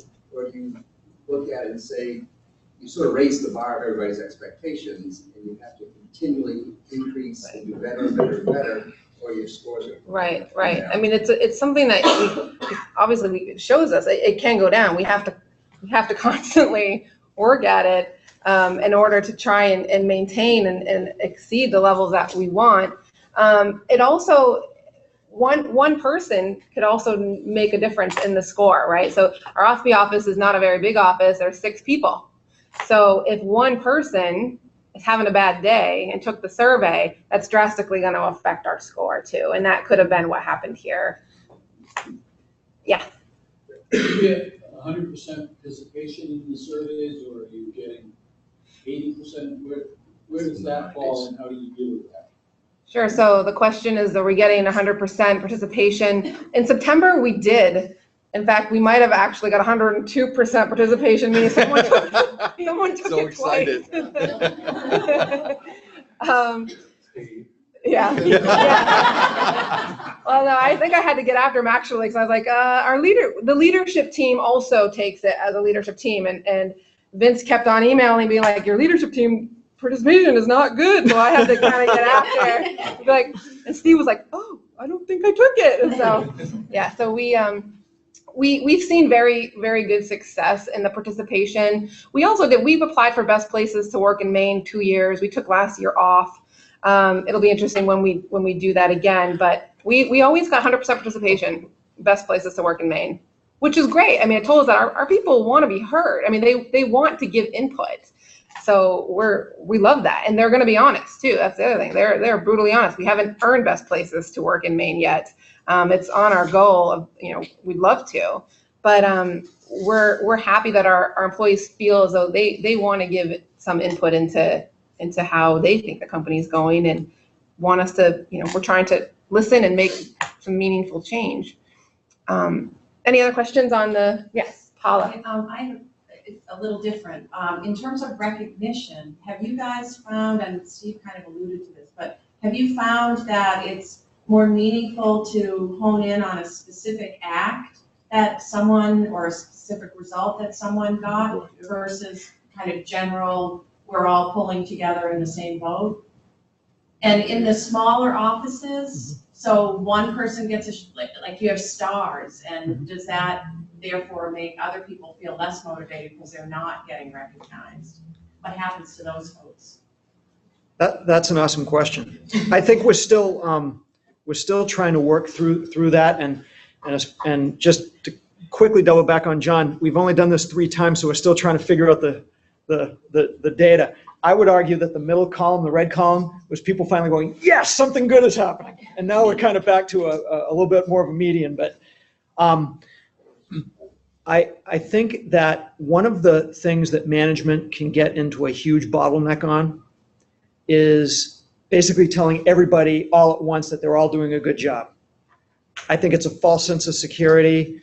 I don't think they understand why they're doing a good job or how they're doing a good job. It's just, you're all doing great. We love you all. You're the best. Okay, what does that mean? I think that if we can find very specific things which deserve a specific shout out and recognition of, hey, I loved the way that you interacted with that client, the way that they laughed when they left the building, the way that they stood around and watched their child run through our lobby, with a coloring book. I mean, those are the things that that we want to impress upon, that, hey, this was a great thing. We all individually need to step up. So I don't think, I guess my feeling is, for the stars that are getting recognized, good for you. We're going to basically emphasize that we'd really appreciate it if you keep it up. And for those who aren't doing it, step up your game. Step up your game and help us all, get better. So I haven't really had all that, geez, nobody recognizes me type of thing. I have not had that. In fact, everybody's really been very supportive. They've really given a lot of very good feedback to whichever coworker is recognized. And again, it's our job to find good things in everybody. Okay, yeah. We don't have much time, so I think the top 4 are the ones they're there for a reason. The others I think we can go through fairly quickly. But round tables, quarterly meetings, in person. You can get stuck behind intranet. You can stuck behind blogs. You can stuck behind email. My favorite times of the year, we have 1 annual meeting and 3 quarterly meetings. The quarterly meetings are my favorite by far because we get to go out in every office. We shut the office down for 2 hours and we sit in a group and we talk about where we are and where we're going. For 20 years, we go to manager meetings or other meetings and we'd have an itinerary and it would be bragging about all the stuff we did. And then we get to the end and say, when's our next meeting? We can brag about more stuff that we had done in the past. You know, I used to drive me nuts. I think we're not going back. We can learn from what we've done. We want to start here as a baseline and we want to move forward. And I think there's a lot, it's a lot of great discussion about being able to look everybody in the eye, being able to get out a vision, talk about initiatives, listen to some innovative discussion, and then set forth, get some action items, and then move on. Great, funny story. The first time we did it, we told everybody we're going to have roundtable meetings, and this is what we're going to do. And we had never done it before. And the first roundtables were brutal because they didn't trust us that we were going to ever follow through with this ever again. It was like, oh, sure, you're gonna have a roundtable once a quarter, and you're going to come in and shut the office down for 2 hours, and we're going to talk, and you're going to listen to us, and then you're going to implement stuff. So the first meetings, everybody's sitting at the table either like this or with a pad of paper writing down everything we said. And we're like, wow, this is rough. Flash forward till today, we just finished in very early August. We did our second quarter roundtable, and every coworker shows up. They're happy to see us. They have an agenda. Very few have pads of paper, maybe a couple to take a few quick takeaways, but it's completely changed. And again, it's the most valuable thing because with 9 offices, you know, we can't get everywhere all the time, but it's just really good quality time with everybody. So if you only have one location, please do this because it's huge. If you have a lot of locations, it's wicked hard, but it's worth it. And the portion of those roundtables is we call it the culture shock. And that's basically the roundtable discussion. So we pick a topic, and past examples that you'll see on here were portions of the best places to work in Maine results that we didn't score so well in. And so I shared that section with the employees, and then we talked about it. And we kind of went line by line, and we generally just listened. We're like, what is this telling us? Or what do you have? What are your thoughts? How can we help? What would you like to see? And so, and as Steve mentioned, the first time, we didn't get a lot of participation. You know, they were just kind of sitting there. But now to see how far we've come, where I have people that usually are pretty quiet people that are pretty vocal in these meetings now, and they're very comfortable sharing. And that's huge because they feel like, I think we're trying to listen. We're really trying to listen, and it's a chance for them to talk. So that's been an important piece of it. The number 5 thing we had are check-ins and follow-up Fridays, and I think Vince also alluded to the check-ins and follow-up Fridays. So basically, I kind of created a way. I think I have 7 direct reports that report to me, and I asked them on Friday. I said, okay, by the end of the day on Friday, I'd love for you to send me a type of status report. So I created these questions, and my direct reports will fill it out, and it's basically, you know, what was their focus on this week? Did they accomplish the goals that they wanted to? Why or why not? Who did they check in with this week? Because my managers, you know, I want them checking in with their people. So I'll ask them, who did you check in with?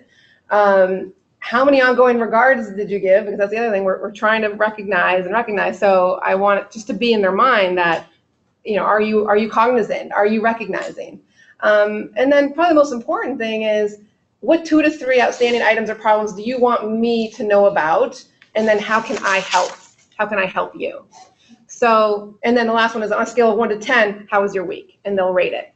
So they fill this out. Expectation is end of the day on Friday. I'm a ponderer. I read through them. I think about things over the weekend. Then on Monday, I have check-ins with my direct reports. And they're supposed to be about 15 minutes or less. Sometimes it's more. Sometimes if we missed a week, it might be a little longer. And then in those check-ins, that's where, you know, I'm trying to show humble inquiry, like, what's going on in your life? How are things going?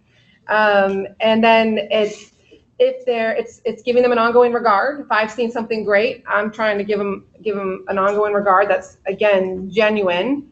And if there were any course corrective feedback that I had to give, it's also a chance for me to give some course corrective feedback if I have to. And then it's talking about their prioritizing of their goals, right? So what are you working on? How can I help you? I've had a chance now to know what your problems are, thought about over the weekend, and let's talk about that. And what should your priorities be this week? And how can I help you? So that's the concept of it. It's been really, I think it's been really helpful. I'm not saying that the follow-up Friday, I'm not saying that this might change a little bit. It might evolve. This might be the 1.0 version. There's probably gonna be a 2.0 version as we're getting in the swing of things. We also ask our office coaches to do them now. So our office coaches fill out the follow-up Fridays. They send it to their manager. Jim has his sales team, his producers. They're filling out the follow-up Fridays as well, and they'll get them to Jim. And it's been a great way for us to just kind of have a better pulse onto what our people are doing, and then being able to check in with them and give them constant kind of that coaching. Questions? Allison. Another question, just logistically, you picked Mondays and Fridays because that's Friday is the end of your work week. Yeah. And weekends are off, so if you have a business model that's a little different, what you're looking to is have the check-in at the beginning of your work week and the follow-up at the end of whatever your bookends are for your business. Yeah, exactly. This just worked for me. I'm a ponderer. I like to think things over. I like the weekend.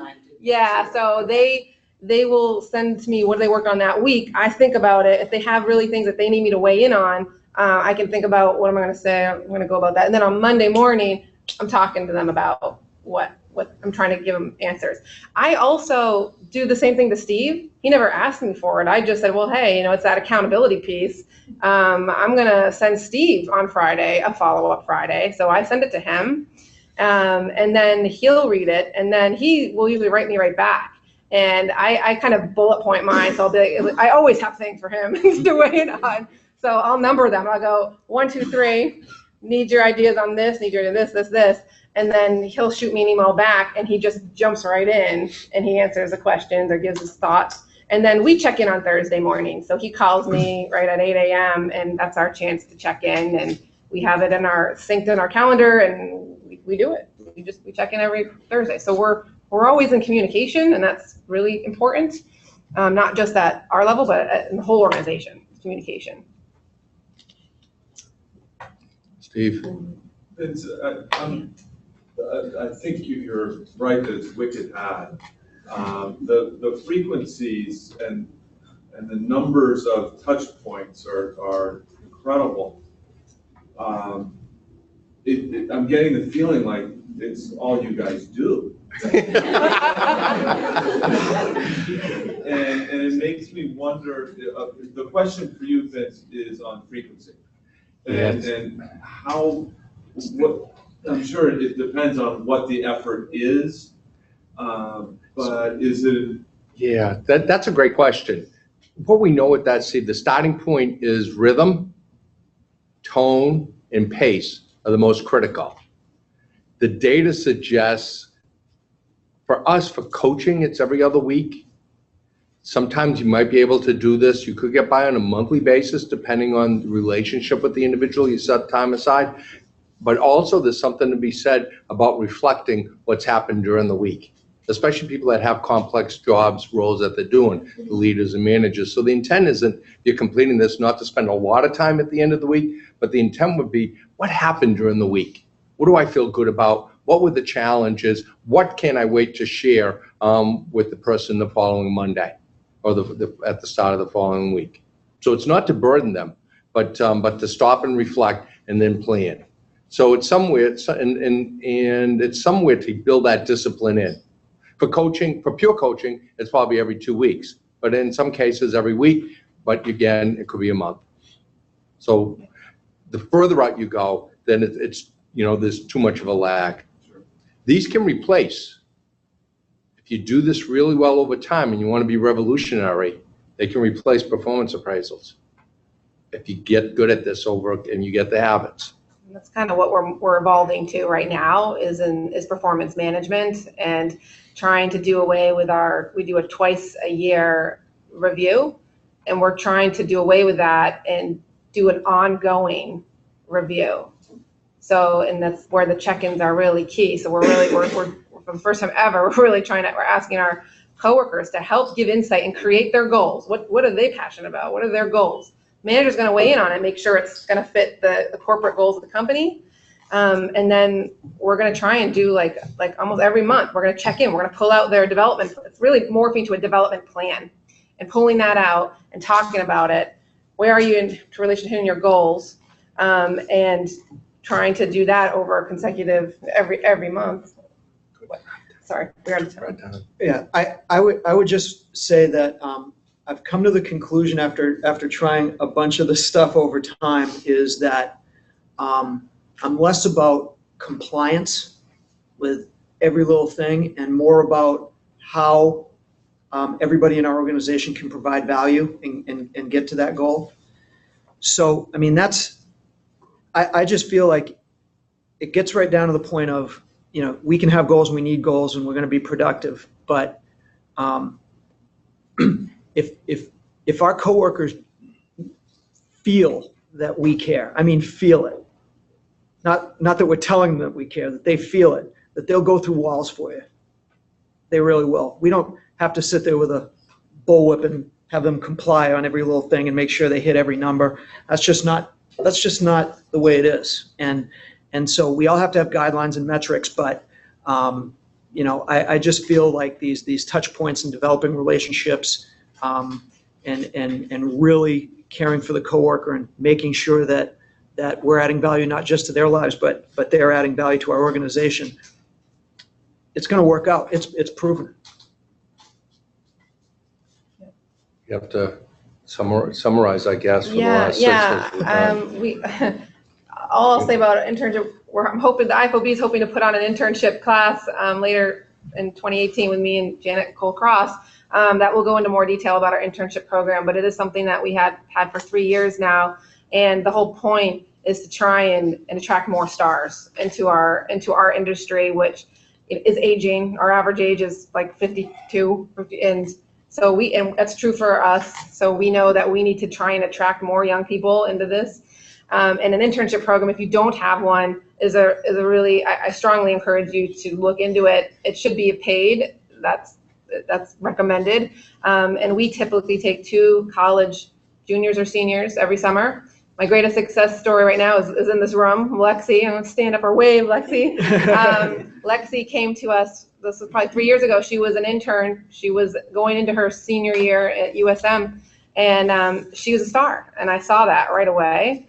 And I had a conversation with her at the end of her internship and basically said, hey, finish out the senior year and I will hire you. You will have a job. This is what I have in mind. Does this sound remotely interesting to you to make a career of it? And she did. And so she's now, she got licensed. She's a licensed agent. She's out selling, personal lines, typically products, working with other businesses. And she's doing a fantastic job. So she's one of our big success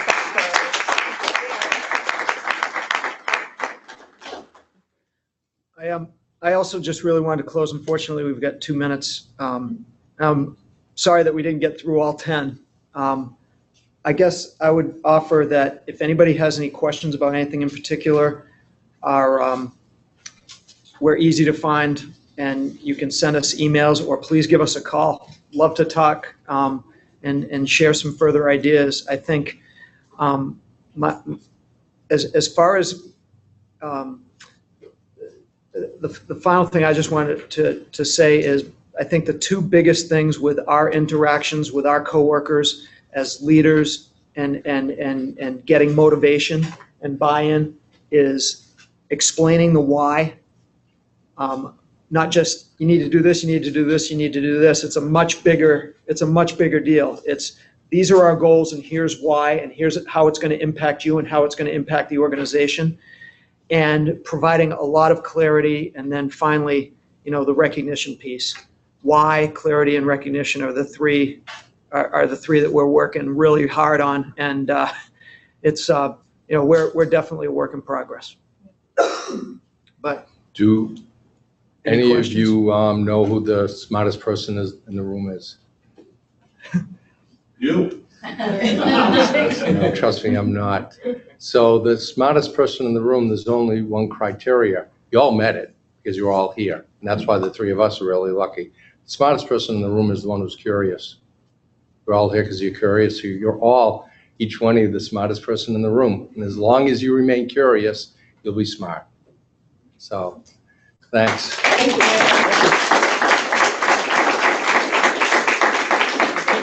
all very much. We do have these sheets with the 10 motivations, so if you didn't get a chance to get one, we have some extra out there. I do have door prizes, and I really would appreciate some feedback on this program. Not enough time. But the questions for each one, it's more to have quality than quantity. I agree. I think the questions were good. Yeah. When we first set this up, we thought it was going to be like too much time. Yeah, I know. We should have been the top 5. Yeah. 5, I know. The top 5 was David Letterman. Number 5.